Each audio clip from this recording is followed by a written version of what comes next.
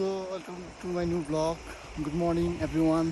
सबैजना सन्चै हुनुहुन्छ होला होइन। अब हामी चाहिँ आज एमबिसीबाट एबिसी आउँदैछौँ। हामी कति 3:45मा हिँडेको, अहिले सायद 5:10 जति गयो भनौँ न। अनि म चाहिँ आजबाट ब्लग सुरु गरेको। अब चिसो छ होइन, अब हरियाली हुँदैछ, बिस्तारै पानी पर्ने सिजन हो होइन। अब आज कति मे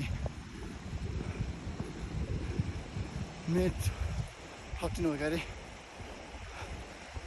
मे हो मे 13। अनि हामी चाहिँ एबिसी आउँदैछौँ। यताको भ्यूहरू हेर्नुहोस्, यता पनि। अनि तपाईँहरूलाई मेरो पहिलो भ्लगमा नै सानो सरप्राइज भनौँ न, सरप्राइज छ होइन। अब त्यो के हो देखाउँदैछु, लेट्स सी। अब यस्तै छ, हेर्नुहोस् हामी यहाँ कसरी आइपुगेको छ।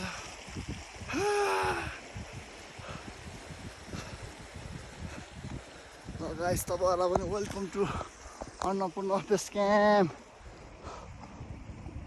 4130 मिटर्स।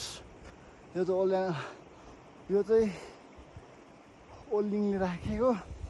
अनि यता चाहिँ अब नमस्ते अन्नपूर्ण बेस क्याम्प। कस्तो लाग्यो मेरो सरप्राइज भनिदिनु पऱ्यो है। हेर्नुहोस्, तर यता चाहिँ बादल लाग्यो अहिलेको। अघि कस्तो खतरा खुलेको थियो, केही छैन। अब हामी पनि माथि जाँदैछौँ, माथि। अब यो बेस क्याम्प हो।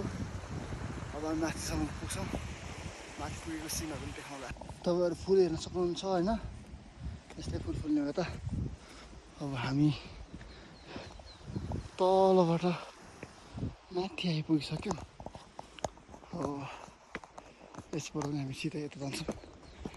यता नि होटल छ टम्मै।